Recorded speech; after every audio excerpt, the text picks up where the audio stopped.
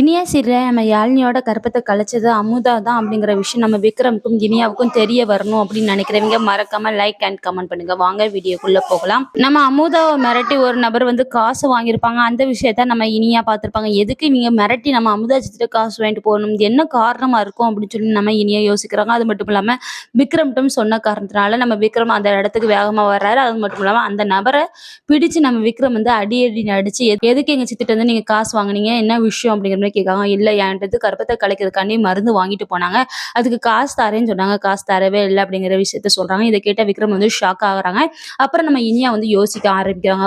ஒருவேளை அமுதா சித்தியால தான் நம்ம யாழினிக்கு வந்து கருப்பு கலைஞ்சிடுச்சோ அப்படின்னு யோசிக்கவும் ஆரம்பிக்கிறாங்க. அதான் வந்து இதுக்கு முன்னாலே அப்படிதான் நம்ம யாழினிக்கு வந்து கருப்பும் கலைஞ்சிருக்கோம். ஆனா வந்து யாழினி வலிக்கு விழுந்தனால அவளோட கருப்பு கலைஞ்சிட்டு அப்படின்னு நினைச்சு வீட்டுல உள்ளவங்க எல்லாரும் நினைச்சிருப்பாங்க.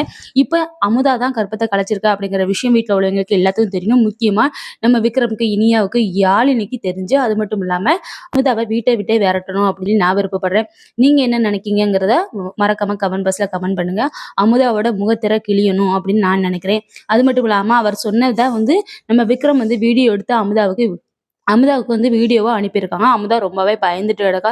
சும்மாவே நம்ம இனியாவுக்கு வந்து வழியா இப்போ இப்படி வீடியோ அனுப்பின காரணத்தால ரொம்பவே பயந்துட்டு இருக்கா. அது மட்டும் இல்லாம நம்ம அண்ணன் அதாவது நல்ல சிவத்துல சொல்லிடுவாங்களோ அப்படின்னு சொல்லி நம்ம அமுதா வந்து ரொம்பவே பயரா போறா அப்படிங்கிறதுல எந்த ஒரு மாற்றமும் இல்லை.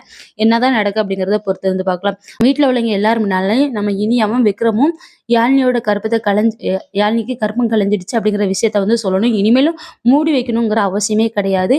அமுதா தான் கற்பத்தை கலைச்சிட்டா அப்படின்ட்டு வீட்டுல உள்ளவங்கிட்ட எல்லாத்தையும் சொல்லி, அது மட்டும் இல்லாம அமுதாவை வந்து வீட்டை விட்டே நம்ம நல்ல சுகம் விரட்டணும் அப்படின்னு சொல்லி நான் விருப்பப்படுறேன். நீங்க என்ன விருப்பப்படுறீங்க அப்படிங்கிறத மறக்காம கமெண்ட் பாக்ஸ்ல கமெண்ட் பண்ணுங்க ஃப்ரெண்ட்ஸ்.